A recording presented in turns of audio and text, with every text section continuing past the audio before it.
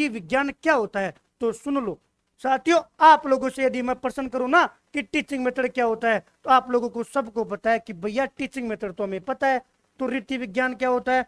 फिर जब teaching method ही रीति विज्ञान होता है तो फिर तनिक सुनना, एक आता है रीति विज्ञान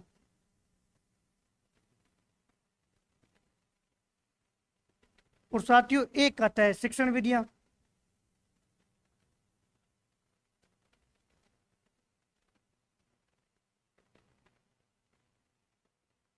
अब आप बोल रहे हो भैया रीति विज्ञान को ही शिक्षण विधियां बोलते हैं, तो फिर एग्जामिनर ने रीति विज्ञान क्यों लिखा, इसमें ओब्लिक लगाकर शिक्षण विधियां लिख देना।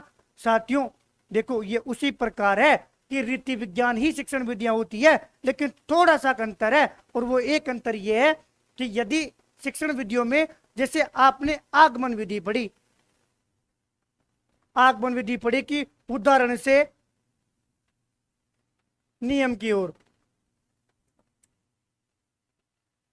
सोचना शिक्षण विधियों में आप लोगों ने जैसे कि एक विधि आती है आगमन विधि, आप लोगों ने आगमन विधि का अध्ययन किया। आगमन विधि में आपने पढ़ा कि उदाहरण से नियम की ओर पढ़ेंगे।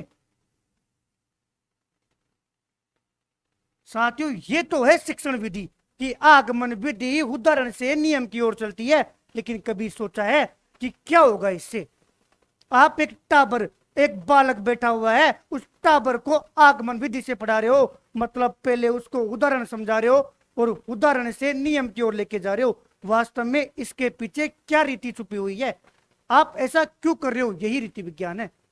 सोचना प्रैक्टिकली बातें, इसमें रीति विज्ञान को आप तभी ढंग से कर पाओगे तब आप लोग जो इसके पीछे वाला जो रीजन है ना उसको समझ पाओगे, और वो चीजें तभी क्लियर होगी, ना तो किताब में पढ़ने से और ना रट्टा मारने से। अरे वो तो क्लियर होगी साथियों बातें करने से। कि ये क्या कोई पहली बार कोई ऐसा टॉपिक जुड़ा हुआ है जो बातें करने से क्लियर होगा, बातें करने से ही वो टॉपिक, क्योंकि इसको साथियों याद तो करना ही नहीं है, इसको तो केवल और केवल समझना है, इसको तो केवल और केवल अवबोध करना है। और साथियों जो अवबोध होता है ना वो तो साथियों रिवीजन से ही होता है, बातें करने से ही होता है। कि वास्तव में आगमन विधि को आप बालक को पहले एग्जाम्पल दोगे फिर नियम बताओगे, इससे बालक पर क्या इफेक्ट पड़ेगा, एज ए बालक बनकर सोचना होगा, यही रीति विज्ञान है।